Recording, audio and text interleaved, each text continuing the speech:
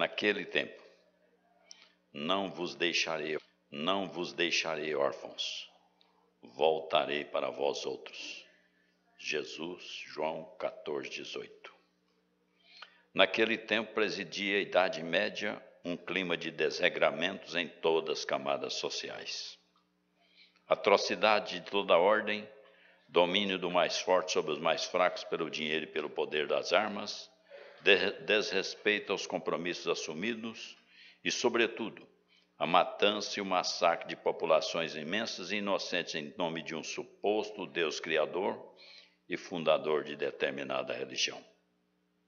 O fausto e a pompa da religião dominante favoreciam as guerras de conquista. As hordas de bárbaros fantasiados de religiosos implantavam o terror, sufocavam o ideal dos puros de coração, multiplicavam as riquezas dos ricos, que se tornavam cada vez mais cruéis. Entre mentes, a mendicância já se agigantava, os humilhados e ofendidos estavam sem rumo e só lhes restava dobrar os joelhos, beijar o chão, levantar os olhos aos céus e suplicar clemência ao apregoado Deus dos exércitos. O cristianismo do Cristo lutava no silêncio dos eremitérios por sobreviver ao cristianismo político de papas e reis.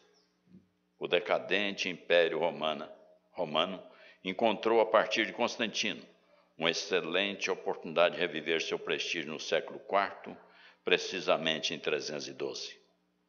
E mais que depressa, organizou uma igreja política, hasteando a bandeira do Cristo sob o quartel-general do Anticristo. A Itália era o berço dos acontecimentos históricos que se desenrolavam na Europa. Sucederam-se os séculos, e no seu bojo nasceram e renasceram alguns espíritos missionários entre milhões de espíritos mercenários. Lírio nos pantos, pepitas de ouro no lamaçal, quão grande é a misericórdia do Senhor. O cristianismo do Cristo estava como que aguardando a oportunidade da chegada dos puros para dar os primeiros sinais de sua sobrevivência. Jesus havia dito: não vos deixarei órfãos. Precisamente nos fins do século XII e princípio do XIII, em 1182, presume-se que em 26 de setembro, um lírio surge no Pantanal. Se a humanidade até aqui estava como uma árvore invertida, suas raízes se voltavam agora para a terra e suas folhas para o céu. O Papa Inocêncio III, tocado pela chispa divina que não nega seu infinito amor a ninguém, anuncia que o período expiatório e demolidor do cristianismo se aproxima, antevendo a chegada do lírio e o seu perfume. Ele disse no momento supremo de sua agonia: perdoai-lhes, Pai, porque não sabem o que fazem. Certamente a súplica dos santos mártires do Coliseu, de Jerusalém, de Marrocos, da Síria, do Egito e terras do além-mar, foram as mesmas que o Santo dos Santos fez ao Pai. E o Pai permite que Assis, a pérola da Úmbria, da mística e gloriosa Itália, seja o berço de mais um espírito superior, como arauto da sua paz, do seu amor e da sua fraternidade. E o lírio nasceu, e uma aurora deu aos seus primeiros brilhos na Galileia da Europa. E nós vamos nesse instante pedir a Deus, nosso Pai, o Criador universal de todas as coisas, pedir a Jesus, o tutor das nossas almas, e pedir a esses abnegados amigos espirituais que aqui estão ou estiveram ou estarão conosco essa noite. Pedir, Senhor, por aqueles que estão a vagar pelas ruas, por aqueles que estão nos hospitais, nos asilos, nas prisões, nos orfanatos. E, Senhor, que possamos levar o lenitivo da prece, dizendo-lhes: Pai nosso que estais no céu, santificado seja o vosso nome, venha a nós o vosso reino, seja feita a vossa vontade, aqui na terra quanto no céu. O pão nosso de cada dia dai-nos hoje, Senhor. Perdoa as nossas ofensas, assim como nós perdoamos a quem nos tem ofendido. E não nos deixes cair em tentação, mas livrai de todo o mal. E que assim seja. Minhas queridas irmãs, meus queridos irmãos, muito boa noite.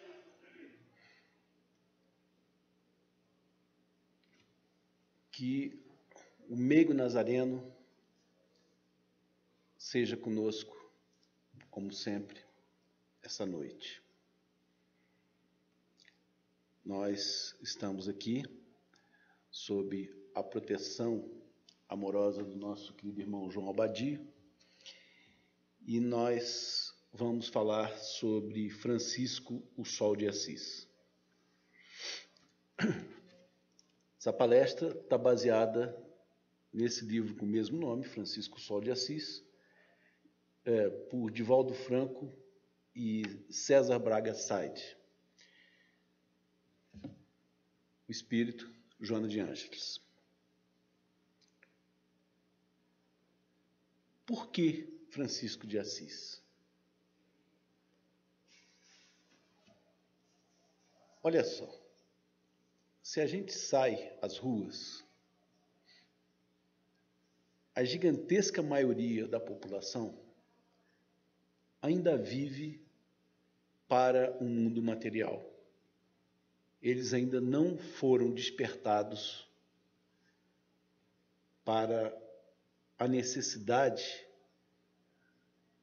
da reforma íntima, a necessidade de que nós precisamos nos acostumar com a ideia de que o mundo real é um mundo espiritual.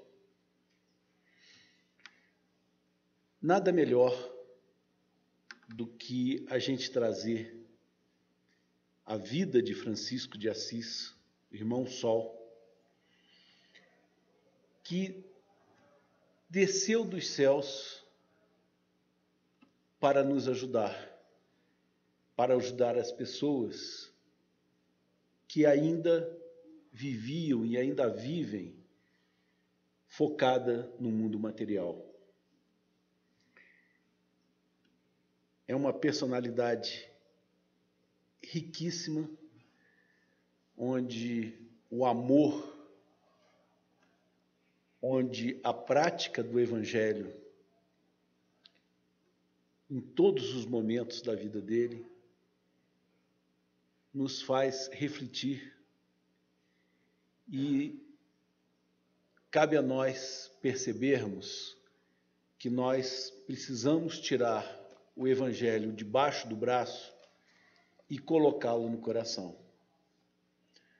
Só assim nós vamos poder,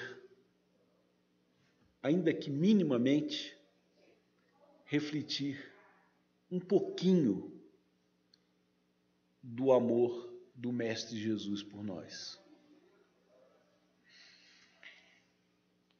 E eu vou começar com uma poesia chamada Natureza. Bom dia, amigo Sol. Boa noite, amiga Lua. Estrelas brilham no arrebol, sopram ventos pelas ruas. Passarinhos cantam nos ninhos, nuvens brincam no ar. A chuva cai de mansinho, as cascatas parecem falar. O mar vai levando, vem trazendo, a floresta continua orando, a terra feliz florescendo, borboletas alegres brincando.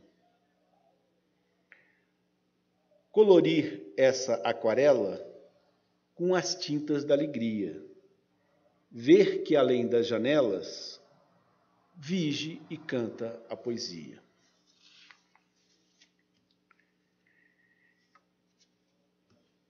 Nós vamos falar sobre o Poverello de Assis. Poverello é o pobrezinho de Assis.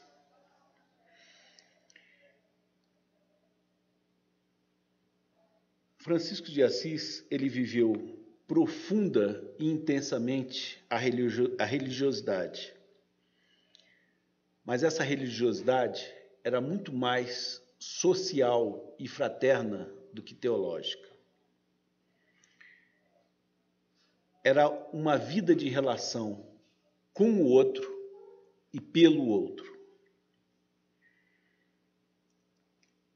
Era, em plena Idade Média, uma referência do homem renascentista, que se antecipava no tempo com ideias muito maiores do que a da sociedade daquela época.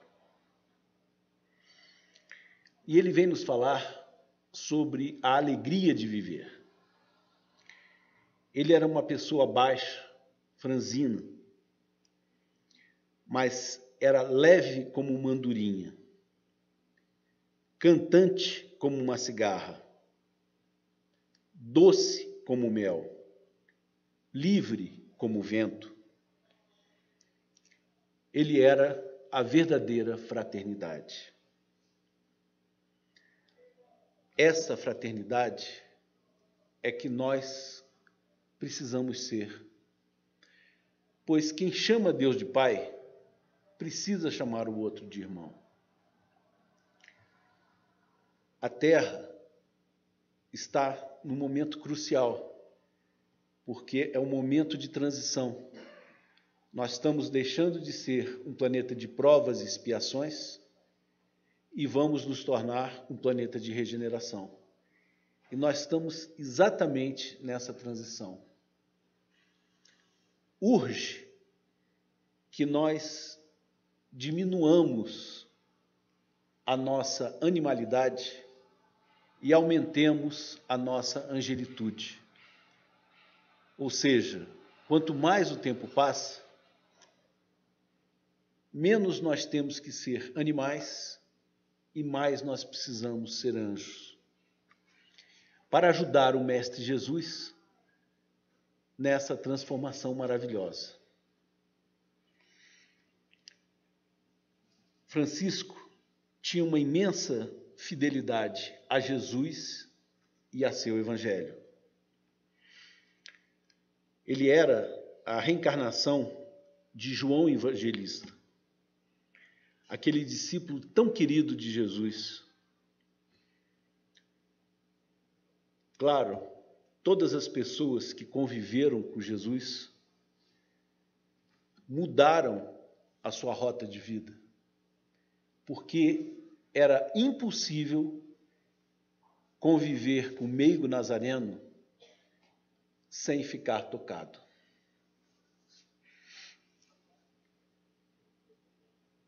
João Evangelista deu apoio a Maria e, no final, ele foi exilado na ilha de Patmos, onde ele escreveu o Apocalipse. De todos os discípulos, ele foi o único que desencarnou de velhice.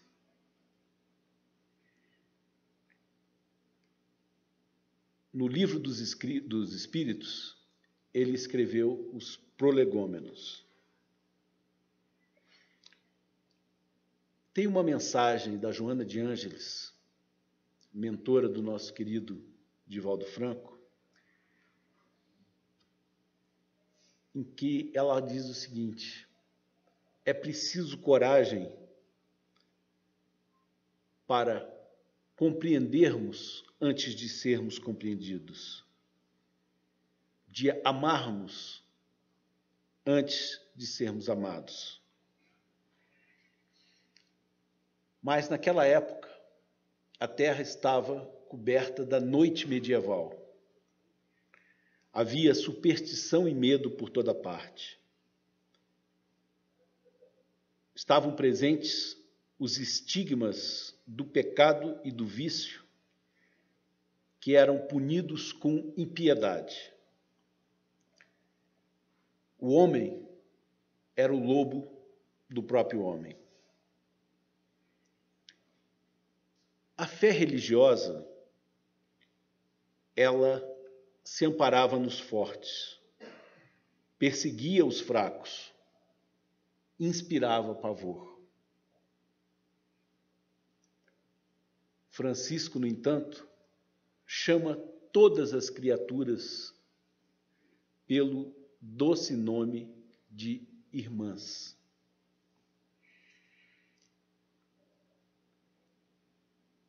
Os frades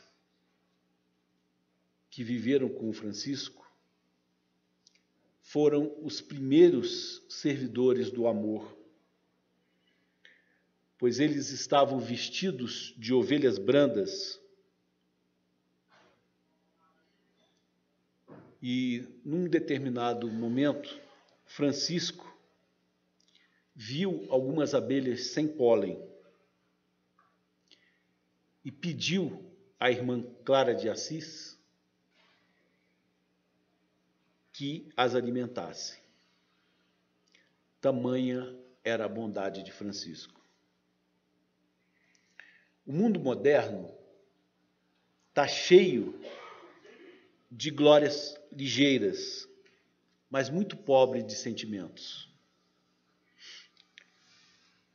Nós vemos a exclusão de multidões famintas. Nunca houve tanta carência de amor como agora. O materialismo paira insensível e traz a solidão, a ansiedade e as incertezas. Como consequência, isso gera um grande vazio existencial. E esse vazio existencial, por sua vez, gera transtornos psicológicos muito graves. Doenças psicossomáticas, vícios, álcool, tabaco, drogas, sexo desvairado e suicídio. Joana de Ângeles, então, diz assim: Irmão Sol, a grande noite moral da atualidade te aguarda ansiosa. Volta logo.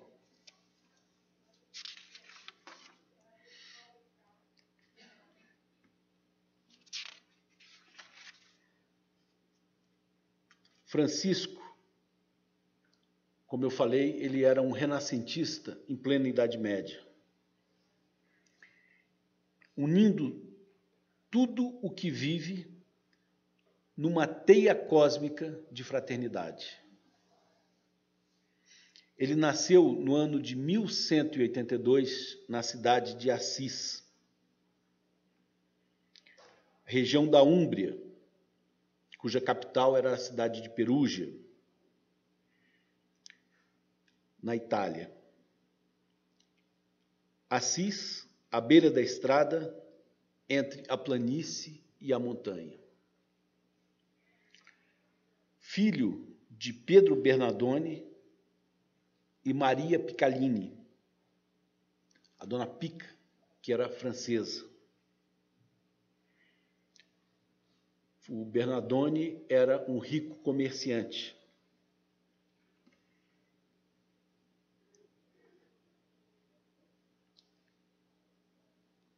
As almas eram atormentadas. Todo mundo era sério, sisudo. Havia uma introspecção exagerada, um silêncio excessivo. O cristianismo medieval valorizava a dor e havia um culto à paixão do Cristo.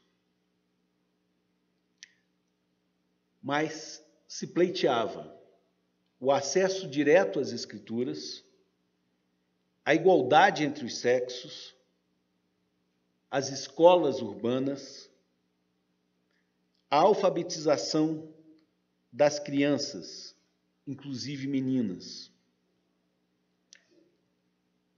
Havia universidades, mas eram universidades religiosas, em Bolonha, Paris e Oxford.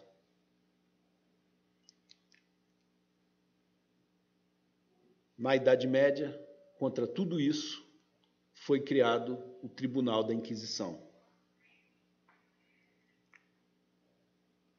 Naquela época, os jovens tinham um sonho de ascensão, que eram tornarem-se cavaleiros. E o Francisco, como todos os jovens, também tinha esse sonho materialista de ascensão. E ele se envolveu na cruzada entre Perugia e Assis, que na realidade era uma disputa entre o clero e o poder laico, com o grande sonho de se tornar cavaleiro. Só que ele acabou nas masmorras de Perugia. E lá ele teve uma depressão e ele foi alertado por uma voz. Por que, Francisco, você serve ao servo quando você pode servir ao rei? Francisco, reconstrua a minha igreja. E o Francisco entendeu que ele deveria, então, reconstruir a igreja de São Damião, reconstruir a igreja de tijolos. Mas não era bem isso que a voz lhe falava. Ele falava da igreja da época. E aí, Francisco se torna cavaleiro do bem, da amizade, do amor, da gentileza, da ternura, da alegria, defensor dos oprimidos, bom samaritano e tendo por perene inspiração o Mestre Jesus. Ele era um missionário, mas reencarnado e, portanto, sujeito às limitações da matéria, com um imenso desejo de viver a virtude.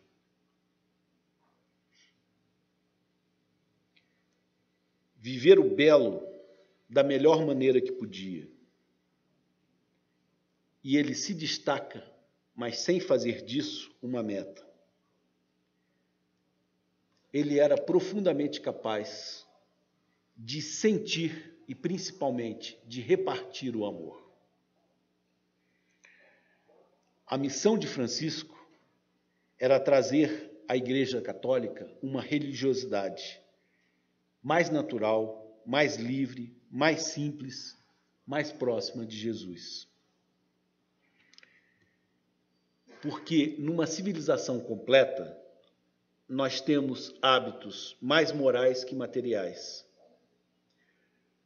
mais bondade e generosidade recíprocas, amparo ao fraco contra o forte e, principalmente, vivendo o Evangelho em toda a sua plenitude. Joana de Ângeles vem falar sobre o despojamento e diz o seguinte: Francisco, você se despojou de tudo para entregares a Ele, Jesus, por inteiro. Naquela época, havia algumas ordens mendicantes.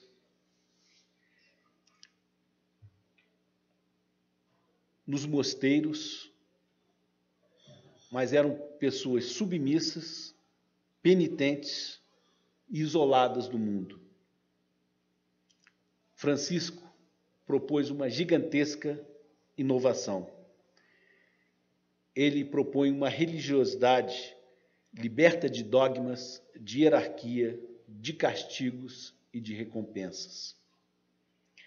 Uma religiosidade que era realmente fiel ao Evangelho de Jesus. E, claro, isso daí gerou uma imensa preocupação no poder instituído.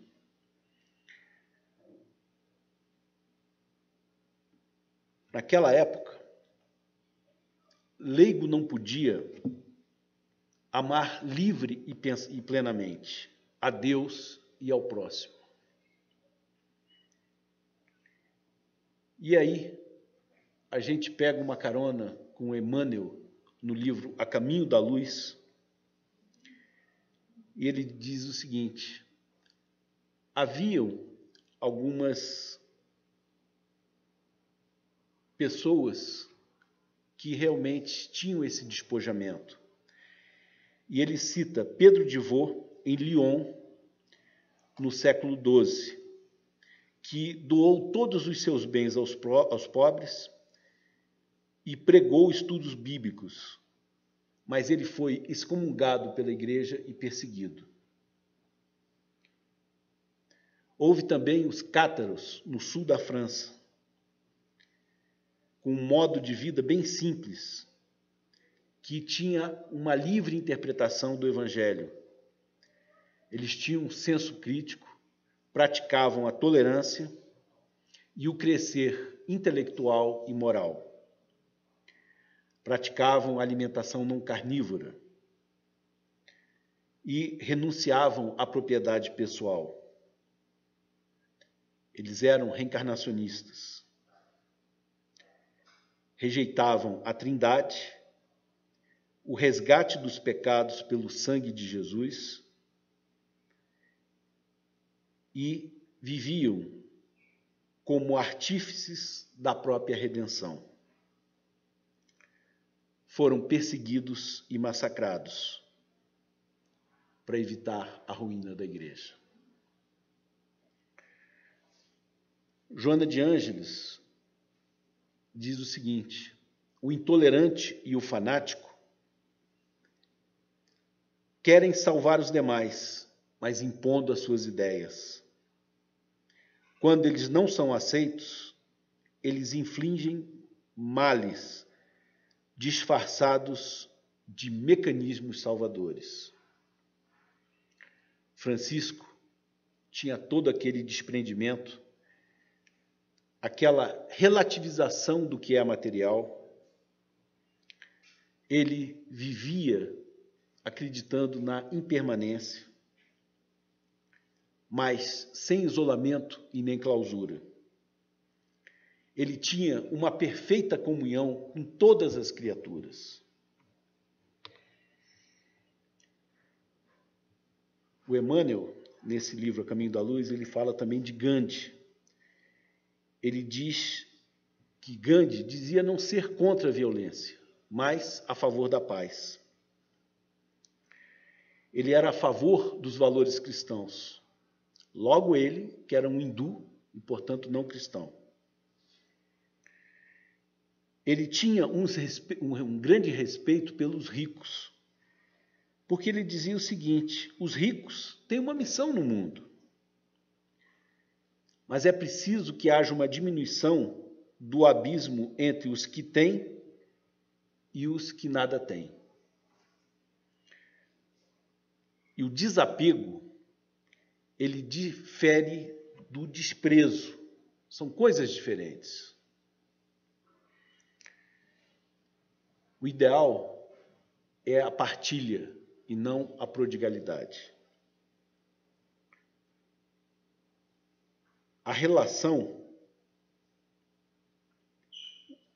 Na relação, o propósito não pode ser de dominar. Tem que haver compartilhamento e harmonia. E o Emmanuel fala também do Frei Maceu. E ele chega e diz assim: por que as multidões te seguem? E o Francisco, com a humildade que era peculiar a ele, chega e responde: porque Deus escolheu a pessoa mais vil para revelar as suas maravilhas. Olha que interessante. E aí, o livro entra num capítulo sobre os leprosos. E Francisco abraça, acolhe, beija e nele identifica a figura de Jesus numa dessas pessoas. Naquela Idade Média, o leproso era alguém cujos pecados eram tão grandes que apareciam pela pele. Essa era a crença da época. A lepra, hoje hanseníase, ela estava no meio onde a sexualidade era desregrada, havia uma imundície da pele e tinha um vale dos imundos, o chamado Vale dos Imundos. E acreditava-se que Deus punia as gerações seguintes pelos equívocos da geração anterior. Francisco era o amor, a aceitação e a tarefa dos primeiros seguidores do Poverello de Assis era exatamente conviver com os leprosos.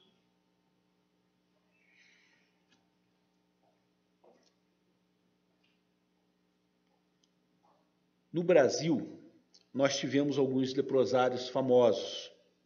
Aimorés, em São Paulo,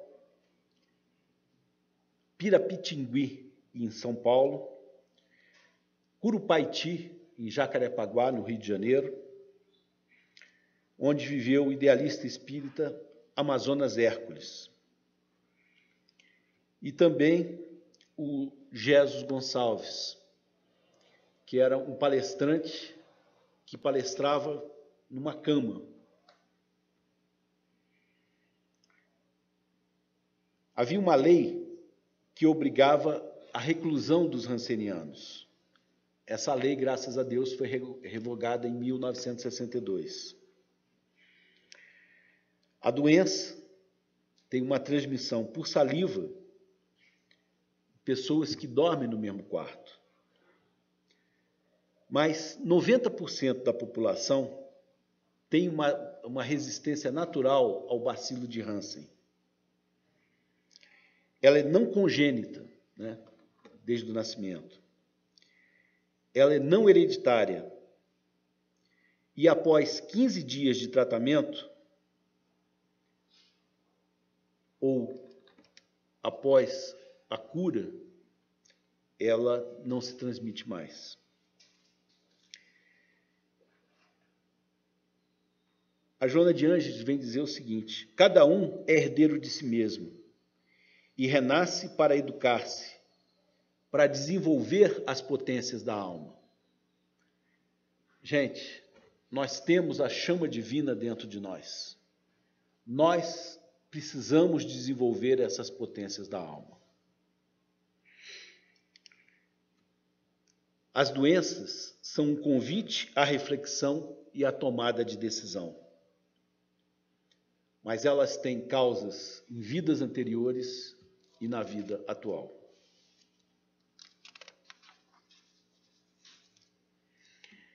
E aí nós entramos num capítulo chamado O Irmão da Natureza.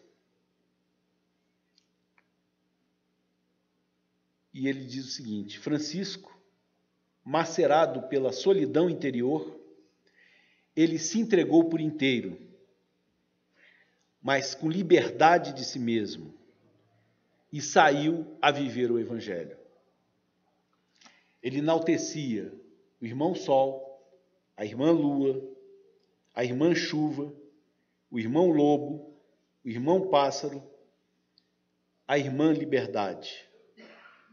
Perdão, o irmão Liberdade, que era Jesus. E que armas que ele usava para isso? A mansidão, a renúncia, o sacrifício, a força de não ter nada, a não violência. Joana, então, pede: Francisco, canta outra vez para nós o seu poema de amor.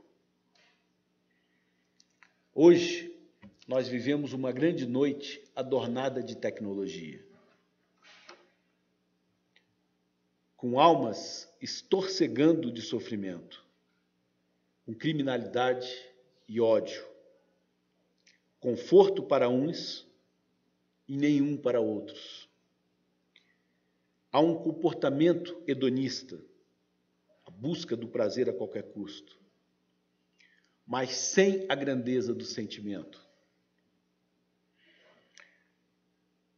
A política escravizadora das moedas, um mundo cheio de ogivas nucleares, milhões de pessoas anelando reencontrar-se para ir para Jesus. O mundo atual aguarda o retorno da sua canção.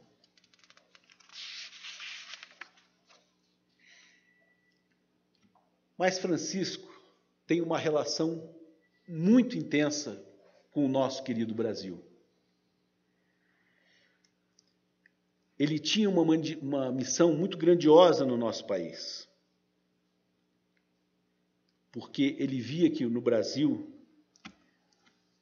nós recebemos imigrantes, nós temos uma configuração multicultural, temos um ensaio de convivência, mas, infelizmente, também somos uma sociedade dividida em classes. Precisamos aprender a tolerância, mas tolerância não significa passividade. Precisamos aprender fraternidade. O não endosso a explorações. Empatia e solidariedade. Precisamos dar um não à miséria. Nós precisamos ter vergonha de nós sairmos aí pelas cidades e vermos prédios de luxo ao lado de extrema miséria. Isso é característica de uma sociedade muito atrasada.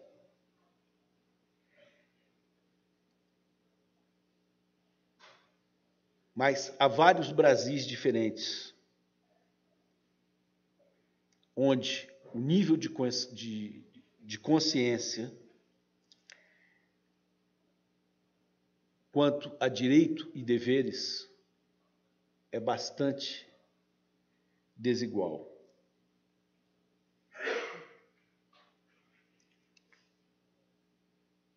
Desde o Frei Henrique de Coimbra, os franciscanos tiveram uma ação muito grande no nosso país. Rezaram a primeira missa no Brasil. Francisco usava um cordão de prata de São Francisco. E os franciscanos usavam isso. Havia um rastro franciscano na história do Brasil. Com Cabral, vieram 8 frades franciscanos.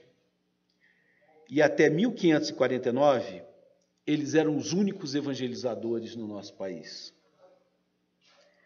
E os franciscanos fizeram a evangelização indígena. Houve a primeira missa rezada no país, e o primeiro templo, que foi em Porto Seguro, ele foi dedicado exatamente a Francisco.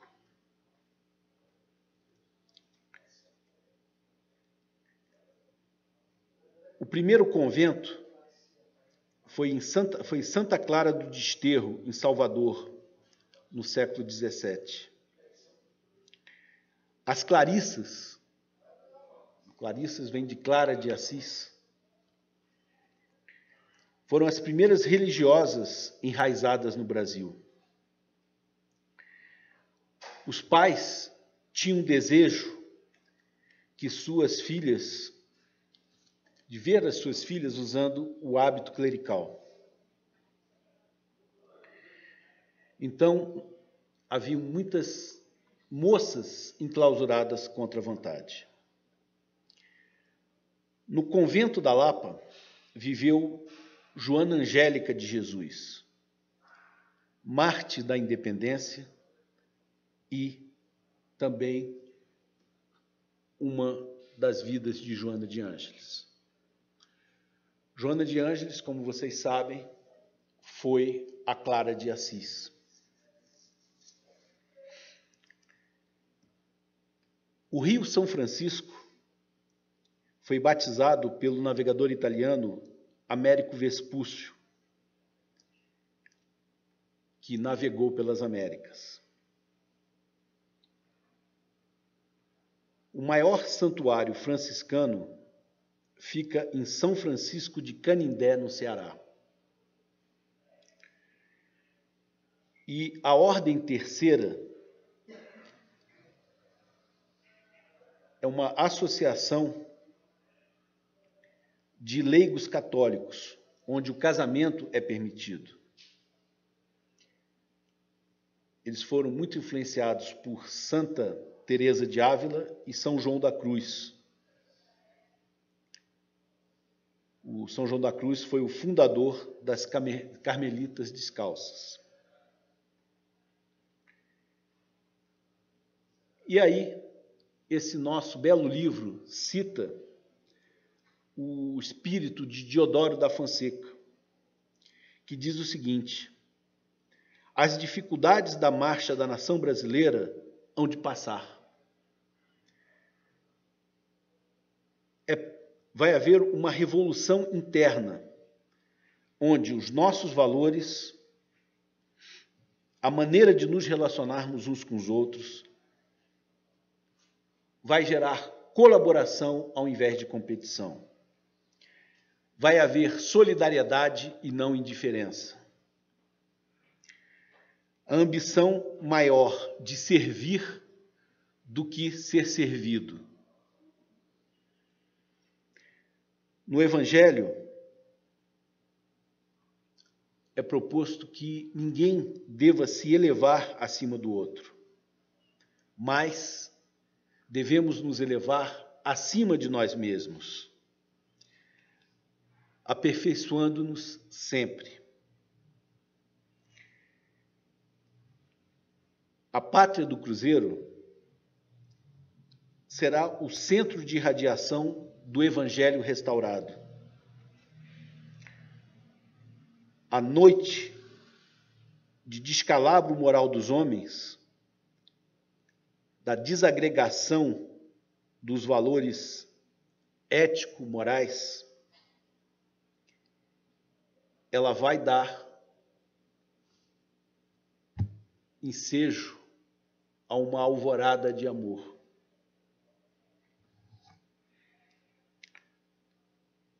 A Amazônia hoje é o último pulmão do mundo. O Brasil é a pátria do porvir. Hoje, filhos da miséria nos escombros do abandono.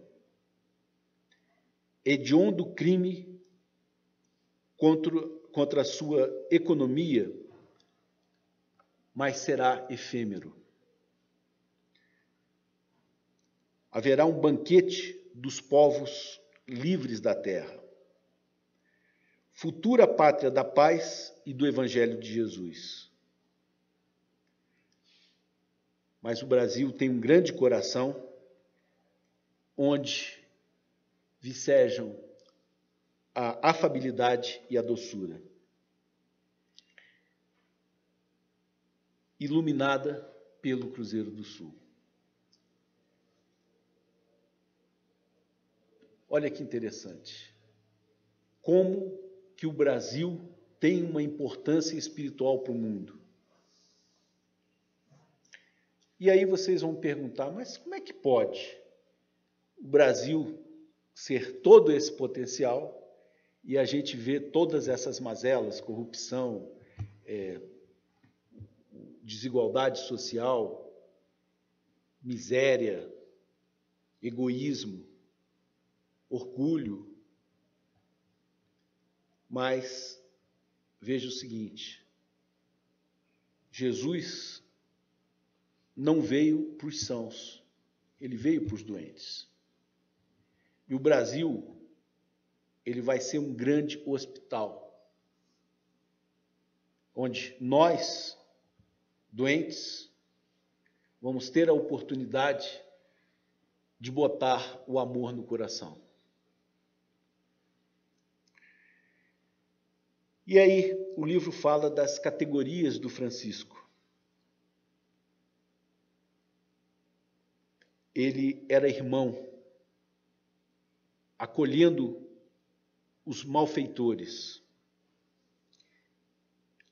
E houve uma vez em que ele chegou e disse assim: irmãos ladrões, venham comer, vocês não precisam assaltar as pessoas.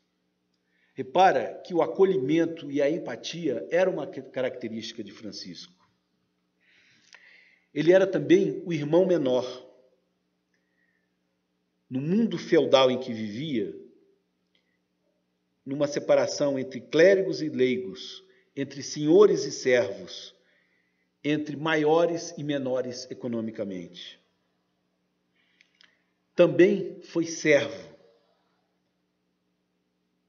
E nesse momento, nós perguntamos: qual a sua tarefa grandiosa no movimento espírita?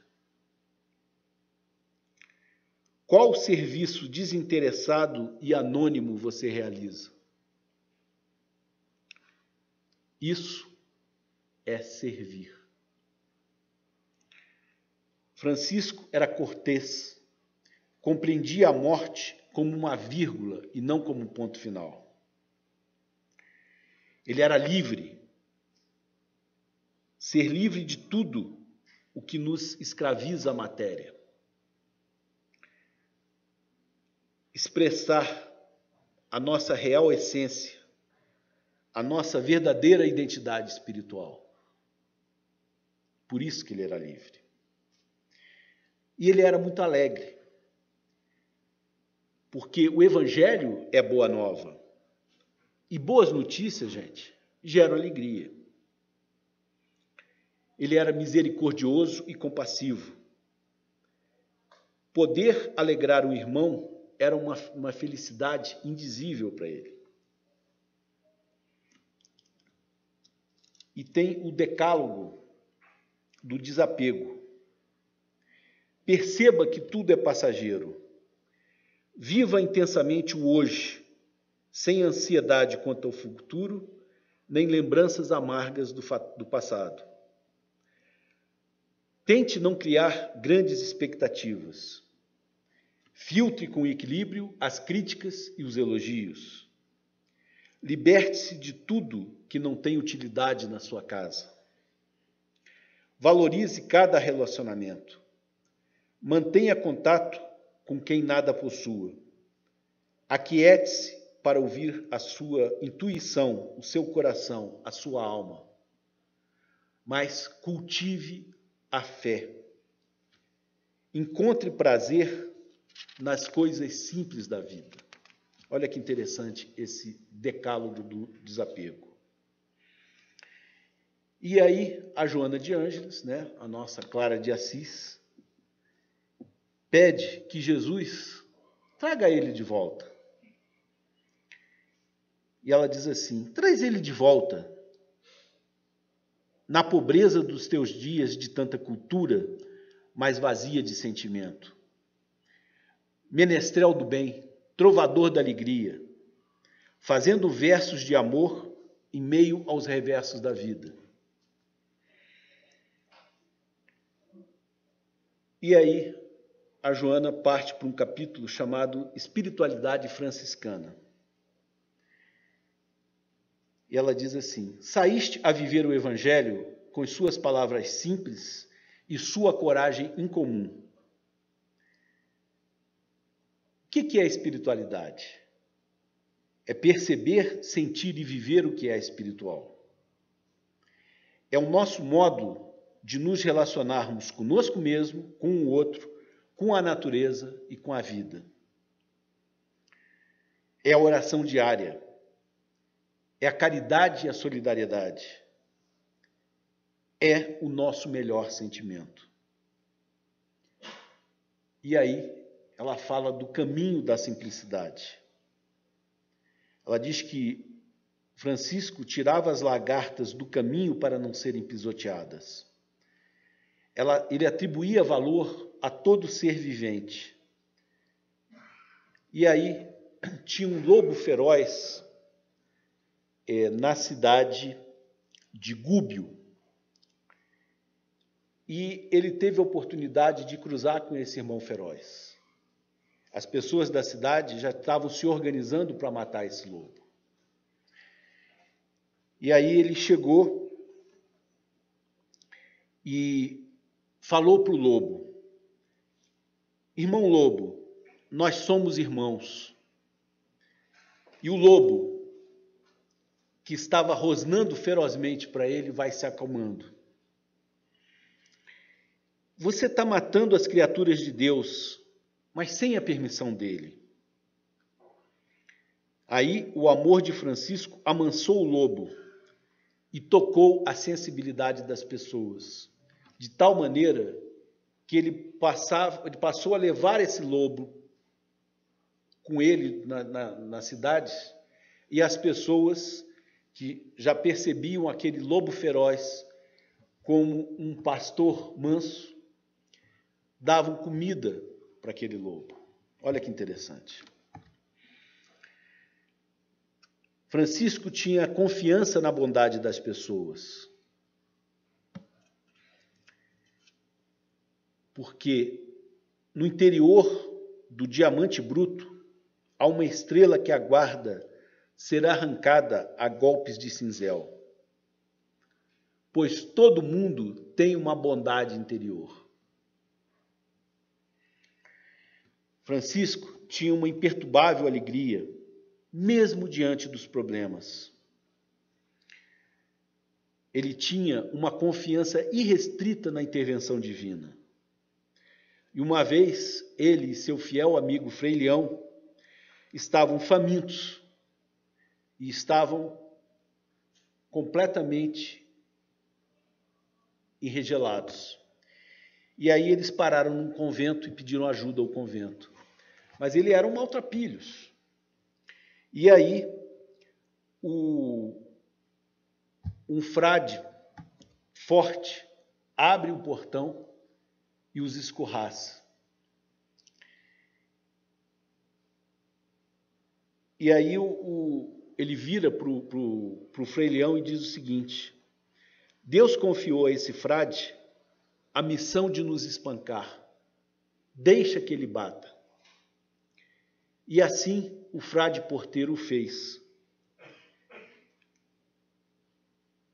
Mas antes, Francisco falou: deixe que o coração de Deus te guie, falando para aquele frade espancador.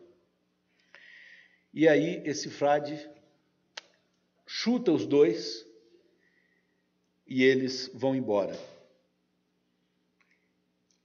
Ele amava como Jesus nos amou. Ele não via motivos para vivermos tão separados uns dos outros. E aí vem a Joana de Ângeles e diz o seguinte: receita para não se preocupar. Aceite a realidade para depois mudá-la. Verifique se as preocupações são produtivas. Experimente as emoções: raiva, tristeza, medo, alegria e afeto, antes de evitá-las. Cuidado com as expectativas. Evite ficar se comparando. Pense antes de falar. Relativize a importância dos fatos e das pessoas. Melhore o seu bom humor torne-se mais leve. Agradeça mais do que reclame. Decida se quer ser feliz, agora ou depois. É a epístola do menestrel de Deus. Transformaste as humilhações, fome e necessidade em estímulo para a entrega a Deus. Aí ela vai falar sobre a presença feminina e diz que Jesus sempre protegeu as mulheres.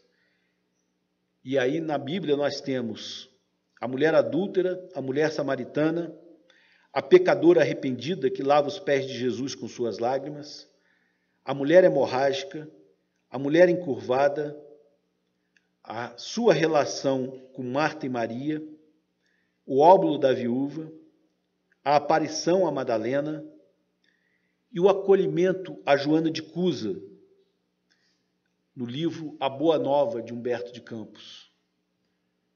A Joana de Cusa também foi uma das vidas de Joana de Ângeles, onde ela era uma patrícia romana e resolve virar cristã. E depois que ela fica viúva, ela realmente começa a praticar o cristianismo e ela é pega e levada para o circo romano. E na hora do circo romano, eles iam queimar ela e o filho.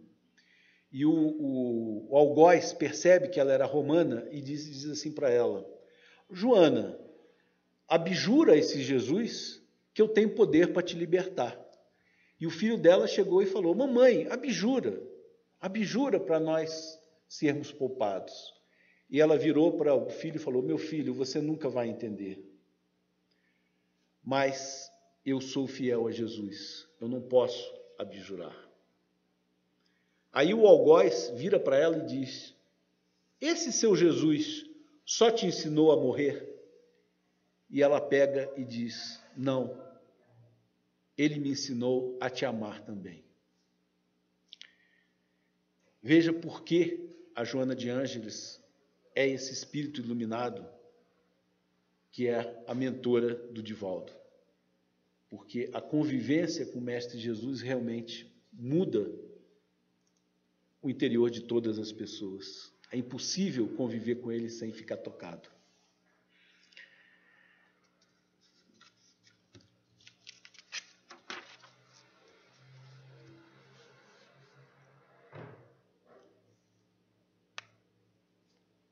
Francisco é irmão de Jesus. Joana de Ângeles, no livro Sob a Proteção de Deus, ela diz o seguinte: a sua ternura comove e convence. É indiminuto na sua pequenez. Dignificou a criatura humana. A pureza não temeu a perversão. Irmão de Jesus, recebeu a irmã morte sorrindo. E aí eu queria encerrar com a oração de São Francisco. Senhor, fazei de mim um instrumento da tua paz. Onde houver ódio, faze que eu leve o amor. Onde houver ofensa, que eu leve o perdão. Onde houver discórdia, que eu leve a união. Onde houver dúvida, que eu leve a fé. Onde houver erros, que eu leve a verdade. Onde houver desespero, que eu leve a esperança. Onde houver tristeza, que eu leve a alegria. Onde houver trevas, que eu leve a luz. Ó Mestre, fazei que eu procure mais consolar do que ser consolado, compreender do que ser compreendido, amar do que ser amado, pois é dando que se recebe, é perdoando que se é perdoado, e é morrendo que se vive para a vida eterna. Meus queridos, eu desejo que a vida do nosso querido Francisco de Assis sirva para iluminar as nossas vidas, para nós nos adocicarmos por dentro, para nós nos transformarmos em pessoas tão doces quanto era o nosso querido Francisco. E assim, eu encerro a palestra desejando uma excelente noite a todos, encarnados e desencarnados.